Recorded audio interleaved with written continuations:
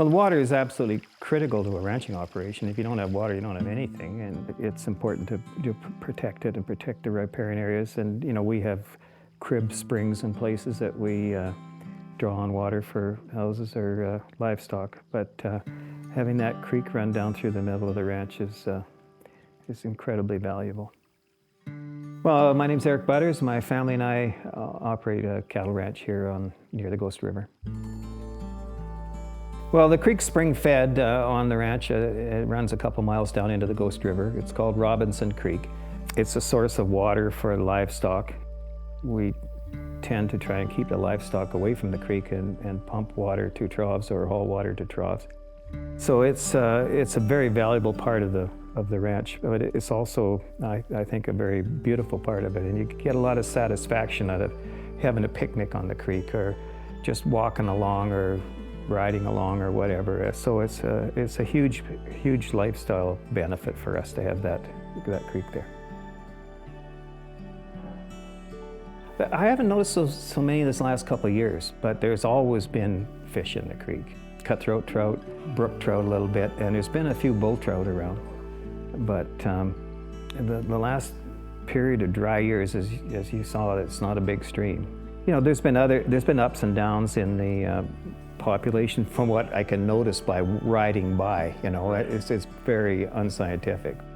Well, we're standing here on the edge of what was once a cultivated field, which has now been planted back to grass, and the riparian area on the other side. And so we graze the native or the tame grass here at various times of the year, depending when we need it and when it's appropriate to graze it. And we don't graze the riparian area. And as you can see, there's a difference in foliage. The area down around the creek is native sedges and grasses and willows and trees here and there.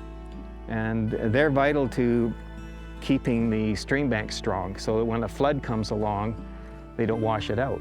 So that's sort of what I think is significant about this area is keeping the stock away from the riparian area. And with electric fences, relatively easy to do. Well, we hot wire off the creek year-round now, and it keeps the cows from grazing in the summertime if they're anywhere near in the summer, and it keeps them from browsing off in the wintertime. By keeping them out of there, we're trying to do our part to protect the integrity of the stream and the quality of the water. In fact, here about 3 weeks ago, we had 2.5 inches of rain in about an hour and a half one evening, and the creek barely came up because all the area around the creek was so dry it just soaked it up like a sponge, which is, of course, what's supposed to happen, So the riparian areas and some of the muskeg and other forested land around and whatnot just soaks up that water and probably recharged the aquifers a little bit, but try and let a stream do what its job is.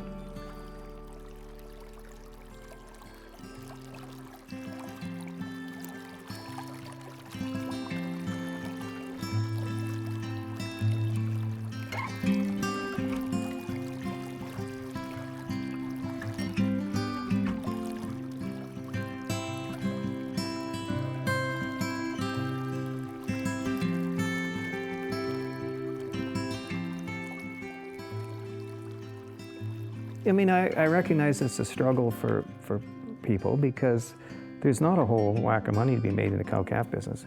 So two things: you don't have a lot of money to spend on extravagant things, but if you sort of think your way through it a little bit, you can do a lot of things without spending a lot of money. And there's things that you can do that help out and chip away at stuff. And places where streams are degraded, they didn't degrade overnight. It's a long, slow process. If you get old photographs from 100 years ago on a lot of the ranches, and things look different now, and suddenly the change is so incremental, people don't notice it happening until maybe they look at the old photos and stuff like that. And you need to understand, you're not going to repair anything overnight either. It incrementally was damaged, perhaps, in some cases, and you can incrementally repair it without a great deal of cost.